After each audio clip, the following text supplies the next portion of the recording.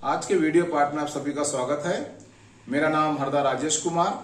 मैं government degree college Chanchalguda के हिंदी विभाग में सहायक प्रोफेसर पद पर कार्य कर रहा हूं मैं। और हम आज जो वीडियो पार्ट के अंतर्गत हम जो कविता पढ़ने जा रहे हैं उसका शीर्षक है बाल लीला। और यहाँ बाल लीला के कवि जो है ये सूरदास जी है ये। और सूरदास हिंदी साहित्य के भक्ति काल के अंतर्गत सगुण भक्ति धारा के कृष्ण मार्गी कवि है ये। और हम देखते हैं कि वहां पर कृष्ण के जीवन की लीलाओं का उन्होंने जितना सूक्ष्म चित्रण वर्णन किया है ये, उतना हम अन्य कवियों के काव्य में देखने को मुश्किल मिलता है ये। हम यहाँ देखेंगे कि आखिर सूरदास ने ऐसी कौन सी रचना लिखी है जिनको हम भक्ति काल के अंतर्गत कृष्ण भक्ति शाखा के प्रतिनिधि कवि के रूप में हम मानते हैं ये। क्योंकि कुछ लोग यहाँ पर बताते हैं कि भाई कवि जो है ये, भाई उसका अपना परिवेश, उसका अपना चिंतन, उसकी अपनी अनुभूति उसके साथ काम करती है ये। परंतु हम यहाँ पर जब प्रतिनिधि मान लेते हैं तो सूरदास का कृष्ण के काव्य पर किस तरह का अनुभव रहा है ये, किस तरह से उन्होंने अपने विचारों को कृष्ण की भक्ति के साथ जोड़ करके पाठक के सामने प्रस्तुत किया है, यह बहुत जरूरी हो जाता है।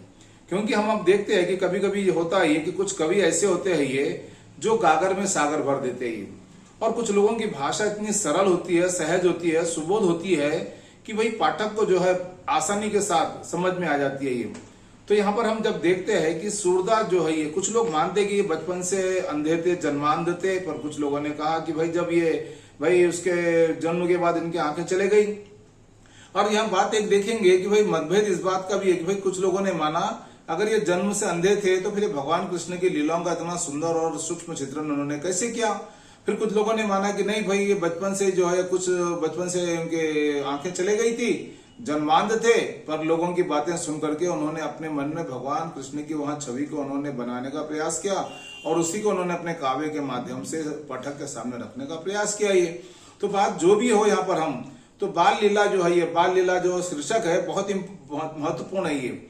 और बाल लीला कौन सी बाल लीला? बाल का मतलब क्या है? ये बच्चा, छोटा बच्चा जो बचपन में जिसको हम कहते हैं भाई बालक है ये। फिर ये बालक जो होता है ये बचपना जो है बहुत ही नाजुक होता है ये, बचपना जो है बहुत ही महत्वपूर्ण होता है ये। अक्सर आप देखते होंगे पहले जमाने में लोग कहते थे पढ़ेंगे लिखेंगे बनेंगे नवाब, खेलेंगे कूदेंगे होंगे खराब। पर यहाँ पर बाल लीला का जितना बारीकी के साथ सूक्ष्म मनोवैज्ञानिक चित्रण सूरदास ने किया है ये, उतना अन्य कवियों के काव्य में हमको नहीं मिलता ये।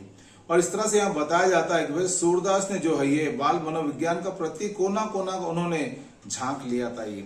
और इस तरह से इस जो कविता में जो है ये 3 पद दिए गए ये।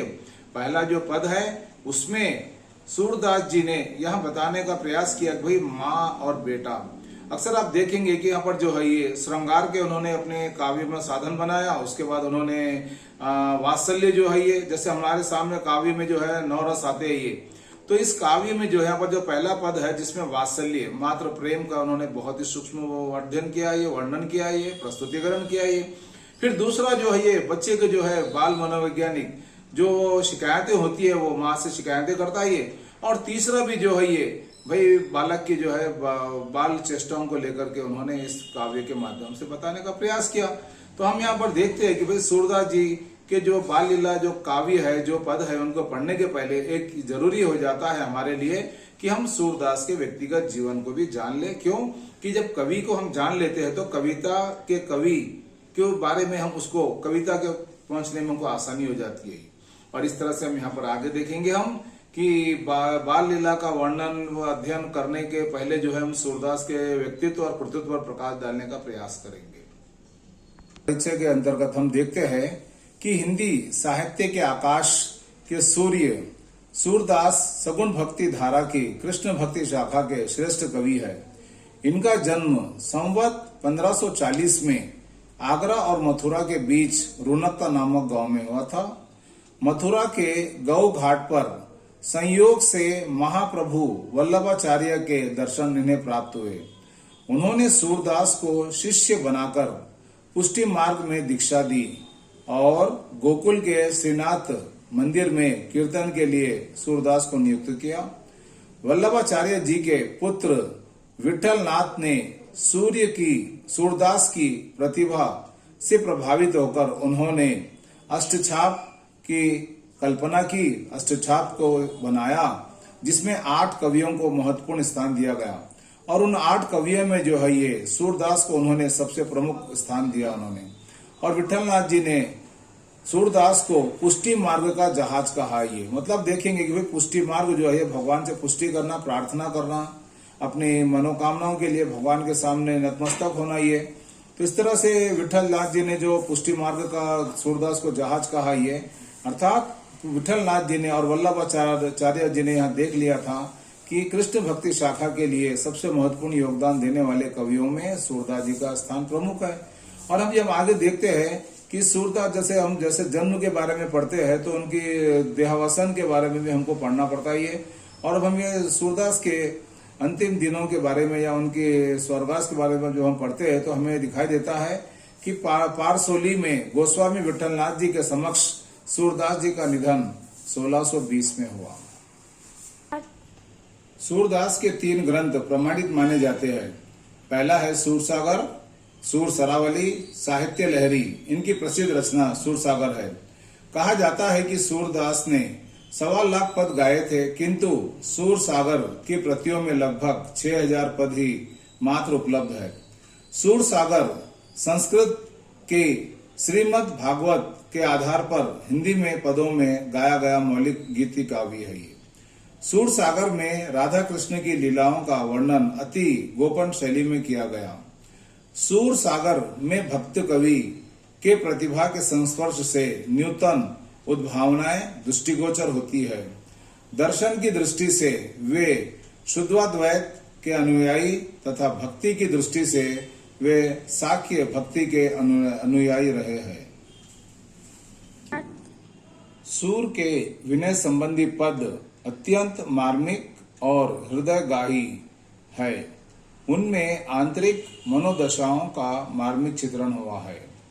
सूरदास का सूरसागर कृष्ण लीला सागर है। अब यहाँ देखेंगे हम कि भाई कृष्ण लीला सागर क्या है ये, अर्थात सूरदास ने भगवान कृष्ण की लीलाओं का इतना सुंदर वर्णन किया है। और वह वर्णन एक तरह से मानो जैसे सागर होता है। ये सागर के जितना पानी होता है जितने तरीके से उसमें हम प्राप्त कर सकते हैं ये, तो सूरसागर का जो है ये रूप है एक तरह से मानो यहाँ पर माना जाता है कि वहां पर कृष्ण लीला का सागर है ये। उसमें कृष्ण की बाल लीलाओं का, देखिए बाल लीला वाली बात आ रही, मतलब कृष्ण की बचपन की जो क्रीड़ाएं हैं, जो लीलाएं हैं, बचपन में अक्सर हम देखते हैं कि बच्चे जो है ये माँ के साथ में, पिता के साथ में खेलते हैं, हंसते हैं, धूल में मिट्टी में जाते हैं, ये गिरते हैं, फिर भागते हैं, दौड़ते हैं ये। तो इस तरह से यहाँ पर सूरदास ने जो है कृष्ण की बाल लीलाओं का जो वर्णन किया, ये कई विद्वान ये मानते हैं कि भाई यहाँ पर जो वर्णन है ये विश्व साहित्य में अद्वितीय, मतलब क्या विश्व साहित्य में भी इसका जोड़ का और कोई नहीं है ये। मतलब सूरदास ने जो है कृष्ण की बाल लीलाओं का जो वर्णन किया है वहाँ विश्व की तुलना में या विश्व के साहित्य की तुलना में सबसे श्रेष्ठ माना गया। और हम यहाँ पर आगे देखेंगे कि सूर बाल मनोविज्ञान, देखिए बाल का मतलब क्या, जो बच्चे जो होते हैं ये भाई बच्चों का मन जो है बड़ा चंचल होता है। ये कब वो अक्सर आप देखते होंगे जो बच्चा छोटा होता है, जो माँ की गोद में होता है, वो बच्चा हमको लगता है कि बच्चा सो जा रहा है ये, परंतु वो बच्चे की आंखें कब खुल जाती है, नींद में कब वो आंखें फड़फड़ाने लगता है ये, या कभी उसके होंठ जो है हिलने लगते हैं ये, कभी नींद में से एकदम उठ के बैठ जाता है ये, फिर वो अपनी भाव भंगिमा से जो है कभी रोता है, कभी हंसता है, कभी हंसाता है ये, कभी भागता है, कभी दौड़ता है, कभी गिरता है ये। तो इस तरह से यहाँ पर हम देखेंगे कि सूरदास जो है ये बाल मनोविज्ञान के सबसे अद्भुत और सबसे प्रसिद्ध कवि रहे ये। और इनको जो है बाल मनोविज्ञान का बहुत ही अद्भुत ज्ञान था ये, और इसलिए उन्होंने जो है अपने काव्य में कृष्ण की बाल लीलाओं का जो है सुलभ चेष्टाओं का, देखेंगे अक्सर आप हम भाई बच्चे जो है कभी कभी शिकायत करते हैं, अम्मा मुझे ये चाहिए, अम्मा मुझे ये चाहिए, माँ वो मुझे सताता है, मुझे बोलता है, माँ मुझे ऐसा करता है वैसा करता है। और जो बच्चे जो बोलते हैं उनके भोलेपन में जो है, उनकी बातचीत में जो है ये एक तरह से मानो आत्मीयता, प्रेम और दया छुपी हुई रहती है ये।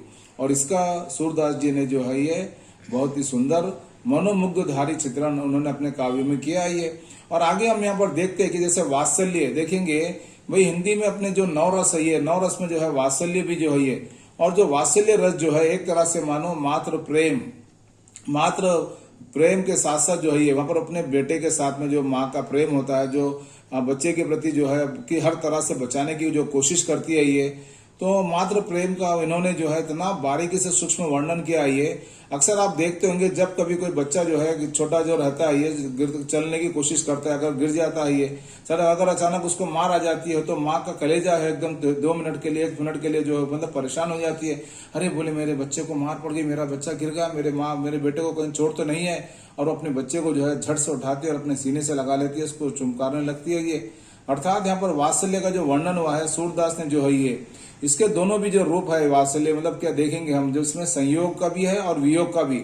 अब आप देखेंगे कि संयोग का जो वर्णन होता है जहां पर हम लोग मानते हैं कि भाई हम जिसके अपने साथ में रहते हैं ये, और वियोग वर्णन जो होता है जिसमें हम किसी अपने चाहने वालों से जो है अपने परिवार से जब हम दूर हो जाते हैं ये, और वो दूर होने के बाद जो अपने मिलने की जो तड़प होती है, या फिर बच्चा अगर खो जाता है, गुम जाता है ये, फिर उसको जब हम पाते हैं तो उसकी अपनी खुशी है, उसका अपना एक आनंद अलग सा होता है ये। इस तरह से सूरदास का जो काव्य है जिसमें उन्होंने कृष्ण की बाल लीलाओं का वर्णन किया है, कृष्ण के बाल लीलाओं के संबंध में उन्होंने जो है उसकी चेष्टाओं का, उनके विविध क्रीड़ाओं का वर्णन किया है। यहाँ तक कि वात्सल्य वर्णन जो है ये, एक तरह से मानो सूरदास का वात्सल्य वर्णन की जोड़ी का और कोई वर्णन अब तक हमको कहीं पढ़ने को नहीं मिलता, ऐसा विद्वान मानते हैं ये। और यहाँ पर हम आगे देखेंगे कि हिंदी साहित्य में श्रृंगार का देखेंगे, श्रृंगार का मतलब क्या है, सजना संवरना जो होता है ये, परंतु सूरदास जी ने जो है कृष्ण और गोपियों के प्रेम का उन्होंने जो सुंदर वर्णन किया है ये, इस तरह से हमको लगता है कि भाई जो श्रृंगार है, रस राजस्व सूर ने अपने काव्य में दर्शाया है ये। उन्होंने श्रृंगार के, फिर श्रृंगार में भी आप देखेंगे जैसे प्रेमी प्रेमिका जहाँ पर होते हैं ये, जब वो साथ में मिलना जुलना करते हैं, हंसना बोलना करते हैं, तो उनका अपना एक काव्य का रूप अलग होता है ये। और जब वो अगर बिछड़ जाते हैं, जब बिछड़ने के बाद उनके जो प्रेम की जो पीर होती है, जो तड़प होती है ये, और वो किस तरह से अपने आप को सोचने लगते हैं ये, इस तरह से सूरदास जी ने जो है ये श्रृंगार के अंतर्गत श्रृंगार के जो दोनों पक्ष आते हैं जिसमें संयोग है या वियोग है, उसका भी उन्होंने सफलता पूर्वक उन्होंने इसका चित्रण किया है ये। और इस तरह से हम देखते हैं कि सूरदास जी जो है ये हिंदी साहित्य का ऐसे चितेरे रहे ये, जिनको हम लोग हिंदी साहित्य का सूर्य मानते हैं। श्री कृष्ण के सौंदर्य रस सागर में समस्त ब्रजांगनाएं मग्न हो जाती है। यहाँ पर इसका मतलब ये है कि भाई कृष्ण जो है इतने सुंदर सांवले रंग के है ये, परंतु उस कृष्ण के रूप सौंदर्य से जो है ये ब्रज की जो गोपियां होती है ये, वह गोपियां इतनी आकर्षित हो जाती है कि जिसका सूरदास ने बहुत ही सुंदर वर्णन किया ये। और अक्सर आप देखते होंगे कि भाई कृष्ण जब बांसुरी बजाते थे तो उनकी बांसुरी की धुन से जो है गायें अपने आप इकट्ठा हो जाती थी। यहाँ तक कि कृष्ण की बांसुरी से जो है ये जो गोपियां जो हुआ करती थी, उनको लगता था कि वो चलो हमारा न्यारा, हमारा प्यारा, हमारा दुलारा, हमारा कृष्ण आ गया ये। तो इस तरह से सूरदास जी ने जो है ये ब्रिज के अंतर्गत जो है उन्होंने गोपी और ग्वालों के साथ में कृष्ण की लीलाओं का वर्णन किया।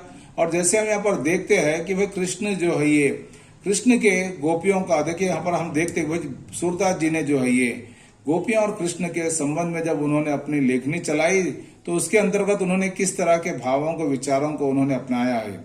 जैसे हम देखते हैं कि कृष्ण के गोपियों का सहज, आकर्षक, दर्शन की लालसा आदि सहज स्वाभाविक अंकन संयोग के अंतर्गत किया। देखेंगे वे अक्सर जब कृष्ण और गोपियां जब आपस में मिलते हैं, जब कभी हंसी मजाक होती है या फिर मनोविनोद होता है ये, तो वहां पर आप देखेंगे कि वो जैसे एकदम सहज रूप में होता है ये। और आकर्षण का मतलब क्या है, पर भरे भाई हमारा कृष्ण आ गया, अरे चलो भैया, जिसको हम चाहते हो उसके प्रति हमारा आकर्षण बना रहता है। यहाँ तक कि जब कभी वो नहीं दिखता है तो उसके दर्शन की भी लालसा होती है, अभिलाषा होती है ये। और इस तरह के जो वर्णन है ये यहाँ पर सूरदास जी ने अपने काव्य में उन्होंने बहुत ही मार्मिक ढंग से वर्णन किया है।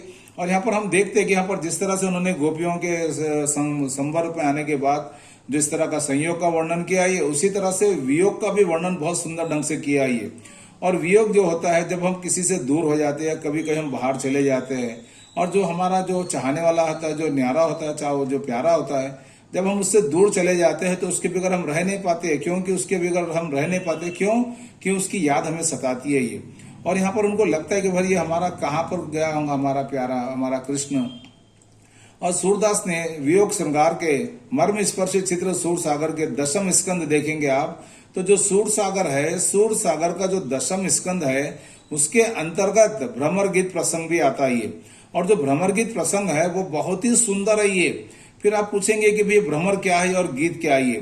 तो यहाँ पर सूरदास जो है ये बताना चाहते हैं कि भाई कंस के बुलावे पर कृष्ण जो है जब मथुरा चले जाते हैं, मथुरा जाने के बाद जो है वृंदावन में जो है गोपियों और ग्वालों की सबकी जो स्थिति होती है वो बहुत ही एकदम दारुणी हो जाती है। सब लोग जो है उनके बिछड़ने से जो है सब लोगों को अपने आप में दुख होता है, और ये दुख को दूर करने का जब बात कृष्ण को पता चलती तो कृष्ण कहते हैं अपना जो उनका मित्र है ये जिसका नाम है उद्धव, और उद्धव को कहते हैं भाई उद्धव तुम जरा जाओ ब्रज जाकर के वहां पर मेरे वियोग में जो जो तड़प रहे हैं ये उनको जाकर के उनको सांत्वना दो, और सांत्वना देकर के ये कहो कि भाई भगवान कृष्ण जो है ये आपका जो कृष्ण जो है वो आज नहीं तो कल आ जाएगा, और उसके वियोग में इस तरह से आप लोगों को इतना दुख मनाने की कोई चिंता नहीं है और आप लोग आराम से रहो। और कृष्ण की बात सुनकर के जो है ये उद्धव जब यहाँ पर आते हैं और आने के बाद जो है कृष्ण की बातों को जो है ये गोपियों के सामने और राधा के सामने कहने की कोशिश करते ही है, परंतु जैसे वहां पर उनको लगा कि भाई पहले बार तो ये देखते कि भाई ये तो व्यक्ति जो आया है ये व्यक्ति और कोई नहीं बल्कि यह व्यक्ति तो कृष्ण का दोस्त है, कृष्ण का सखा है ये। और वो जब कृष्ण के बातों को उन्होंने गोकुल में आकर के बताना चाहते हैं तो कृष्ण सखा उद्धव के गोकुल के आगमन के पश्चात जब वो कृष्ण मथुरा से अपने मित्र उद्धव को गोकुल को भेज देते हैं और वहां पर आने के बाद जो है ये और जो उद्धव है ये निर्गुण मार्गी तथा ज्ञान मार्गी प्रवृत्ति है ये जो अपने योग के माध्यम से भगवान को पाने की सलाह देते हैं, परंतु एक तरह से सूरदास ने जो है ये उद्धव को जो है निर्गुण और कृष्ण को जो सगुण के रूप में बताने का प्रयास किया। और यहाँ पर जब ये वाद विवाद चलता जो बातचीत चलती है ये गोपियों के साथ में, तो यहाँ पर जब उद्धव जब गोकुल में आते हैं तो वो आकर के जो है गोपियों के सामने बैठ जाते हैं, तो वहां पर एक शिला पर बैठे रहते हैं और जब ये कृष्ण को भगवान नहीं मानने की बात उनको समझाते हैं, बोले कृष्ण भगवान नहीं है, वो तो हमारे जैसा काम मनुष्य ही है और उसको तुम भगवान का दर्जा देकर के तुम उसके प्रति इतनी भक्ति भावना दिखाते हो, उसके वियोग में तुम अपने आप को तड़पाते हो, ये जो कुछ करते हो गलत है, तुम्हारा अच्छा नहीं है। परंतु यहाँ पर जो बातें जो गोपियां कहती है, भ्रमर आता है वहां पर से, भ्रमर को उन्होंने माध्यम बना करके यहाँ पर बताना चाहते हैं सूरदास कि उन्होंने जो है ये सम्मुख गोपियों की भावाभिव्यक्ति तथा संवाद के माध्यम से क्या बताना चाहा सूरदास। सूर ने निर्गुण पर सगुण की, ज्ञान पर भक्ति की, योग पर प्रेम की तथा नीरसता पर सरसता की विजय को स्थापित करने का प्रयास किया। ये सूर का समस्त काव्य ब्रज भाषा के माध्यम से ओतप्रोत रहा है। ये सूर की भाषा भावानुगमनी सरल सुबोध रही है। ये सूरदास का काव्य भाव सौंदर्य तथा शब्द सौंदर्य से पूर्ण है। प्रस्तुत रचना अर्थात बाल लीला के अंतर्गत हम जो 3 पद पढ़ रहे हैं वह इस प्रकार है। पहला वाला जो है ये जसोदा हरि पालने झुलावे, हल रावे दुलराई, मल हावे जोई सोई कछु गावे, मेरे लाल को आओ निदरिया, काहे ना आई सुनावे, तू कहे नहीं बेगी आवे, तो को कान्हा बुलावे, कबहू पलक हरि मूंद लेत है, कबहू अदर फरकावे, सोवत जानी मौन हुए के रही, करी करी सायन बतावे, इति अंतर अकुलाई उठे हरि, जसुमति मधुर गावे, जो सुख सूर अमर मुनि दुर्लभ, सो नंद भामिनी पावे। अर्थात इसका जो अर्थ है यहाँ पर ये सूरदास ने बताना चाहते हैं, इसका अर्थ में यहाँ पर हम देख सकते हैं कि यशोदा जो है कृष्ण को सुलाना चाहती है झूले में पालने में, और यहाँ पर जब वो शयनावस्था में जाते हैं तो उसका सुंदर चित्रण किया है। और यहाँ पर कहते हैं कि माँ मैया यशोदा कृष्ण को पालने में झुला रही है, कभी तो वहां पालने को हल्का सा हिला देती है, तो कभी कन्हैया को प्यार करने लगती है और कभी मुख चुमने लगती है। ऐसा करते हुए वहां जो मन में आता है वही गुनगुनाने भी लगती है, ये अक्सर जिसको हम लोग लोरी कहते हैं। लेकिन कन्हैया को तब भी नींद नहीं आती है, इसलिए यशोदा नींद को उल्हाना देती है, अरे निदरिया तू काहे ना जल्दी आवे, तुझे कान्हा बुलावे, तू शीघ्रता से क्यों नहीं आती है, देख तुझे कान्हा बुलाता है। जब यशोदा निंदिया को उल्हाना देती है तब कृष्ण कभी तो पलके बंद कर लेते तो कभी ओठों को फड़काते हैं। ये कहने की बात यह है कि जब बच्चे सोते हैं तो उनकी नींद में कभी आंखें खुल जाती है तो कभी ओंठ फड़फड़ाते रखते एकदम ये।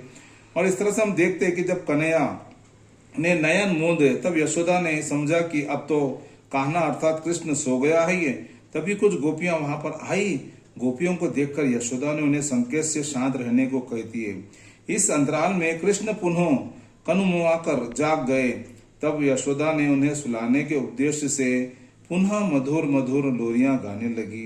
अंत में सूरदास नंद भामिनी अर्थात नंद की पत्नी यशोदा के भाग्य की प्रशंसा करते हैं, सराहना करते हुए कहते हैं कि सचमुच यशोदा बड़ी भाग्यवान है, सौभाग्यवान है, क्योंकि जो सुख अमर मुनियों को प्राप्त नहीं हुआ है ये वहां सुख नंद की पत्नी यशोदा को प्राप्त हुआ ये यह यशोदा के लिए बहुत ही सुख की घड़ी है, सुख का संकेत है ये, और अच्छे बात हमारे लिए बताना चाहते हैं। हाँ। आगे वाला जो पद है जिसमें कृष्ण अपनी माँ से कहते हैं, मैया कभी बढ़ेगी चोटी, कितनी बार मोही दूध पीवत भई, यह अजू है छोटी। अर्थात कृष्ण अपनी माँ से शिकायत करते हैं, हे मेरी माँ, मेरी चोटी कब बढ़ेगी, कितनी बार तूने मुझे दूध का लालच देकर के मुझे दूध का चोटी बढ़ने का लालच देकर के तूने मुझे यहाँ दूध पिला दिया ये, और तू तो कहती थी कि बलराम भैया के समान मेरी चोटी लंबी होगी, मोटी होगी, और नहाने के बाद जब बालों को पोंछ करके तेल लगाया जाएगा तो वह जो है नागिन के समान दिखाई देगी।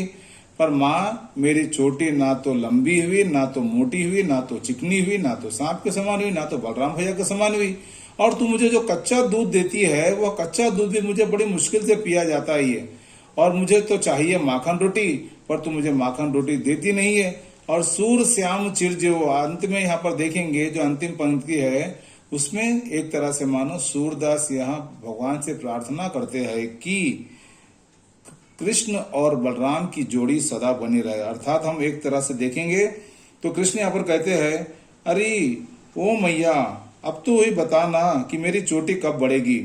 तेरे कथन के अनुसार मुझे दूध पीते हुए कितना समय हो गया, लेकिन यहाँ चोटी तो अभी भी वैसी की वैसी है। अरे मैया, तू तो कहती थी कि दूध पीने से मेरी चोटी दाऊ भैया मतलब बलराम भैया के समान लंबी और मोटी हो जाएगी। अर्थात तू यहाँ भी कहती थी कि नित्य नहलाकर मेरे केशों को कंघी से संवारती है, जिससे मेरी चोटी बढ़कर नागिन जैसी हो जाएगी, और मुझे कच्चा दूध भी इसलिए पिलाती थी कि भाई मैं अपनी चोटी बढ़ने का लालच पा सकूं। मैया, ना तो मेरी चोटी लंबी हुई, ना तो मोटी हुई, और यहाँ तक कि माँ तू जो मुझे कच्चा दूध पिलाती थी उसकी जगह पर मुझे माखन और रोटी देती नहीं मुझे, और मुझे वही अच्छा लगता था। इस तरह से सूरदास जो है कहना चाहते हैं कि इन दोनों भाइयों की जोड़ी सदा हमेशा बनी रहे।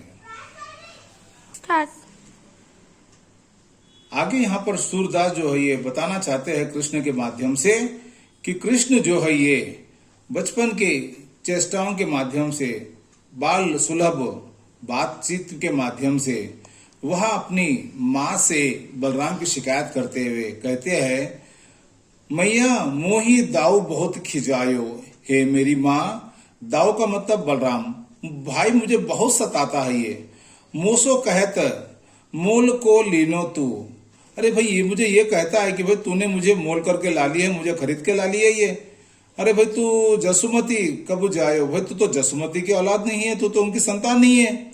अरे फिर ऐसी कैसी बातें करता, अम्मा देख तू वो कैसा करता है ये, कहाँ को यही रिस्क के मारे और यही जो बातें कहता है इस डर के मारे जो है माँ मैं बाहर खेलना भी बंद कर दिया हूँ, मैं जाना आना बंद कर दिया। ये पुनी पुनी कहता है कौन है, और माँ देखो ये बार बार मुझसे कहता है कि देख बलराम, देख कृष्ण, तेरे माँ कौन है, तेरे पिता कौन है। माँ ऐसा कोई बोलता है क्या भाई रह करके भाई को ये, और यहाँ तक ऐसा भी कह देता अम्मा कि भाई ये बाबा नंद जो है गोरे है, जसोदा गोरी है, और तू तो ठहरा काला शरीर वाला।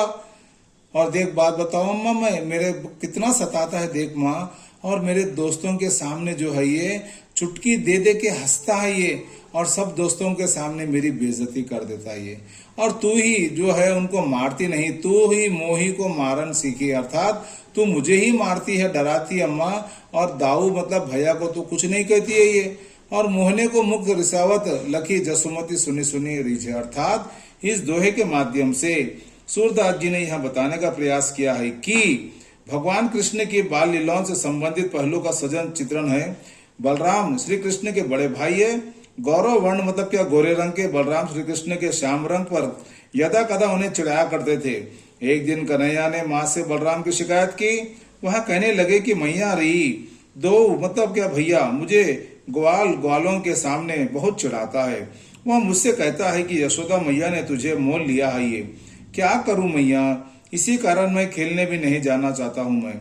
वह मुझे बार बार कहता है कि तेरी माँ कौन है और तेरे पिता कौन है ये, क्योंकि नंद बाबा तो गोरे है और मैया यशोदा भी गोरी है ये, लेकिन तेरा सांवला रंग कैसे, यदि तू उनका पुत्र होता तो तू भी गोरा होना चाहिए था। जब भैया ऐसा कहता है तो ग्वाल और बाल सब चुटकी बजाकर मेरा उपहास करते, मेरा मजाक उड़ाते हैं, मुझे नाचाते हैं और मुझे मुस्कुराते हैं ये। इस पर भी तू मुझे ही मारने दौड़ती है। दऊ को कुछ मतलब भाई को कुछ नहीं कहती है। श्री कृष्ण के रोने भरी बातें सुनकर मैया यशोदा को दुख होता है ये। फिर कन्हैया को समझाकर कहती है कि कन्हैया, वहाँ बलराम तो बचपन से ही चुगलखोर है, धूर्त है। सूरदास कहते हैं कि जब श्री कृष्ण मैया की बातें सुनकर भी नहीं माने, तब यशोदा बोली कि कन्हैया, मैं गांवों की सौगन खाकर कहती हूँ कि तू ही मेरा पुत्र है और मैं तेरी माँ हूँ।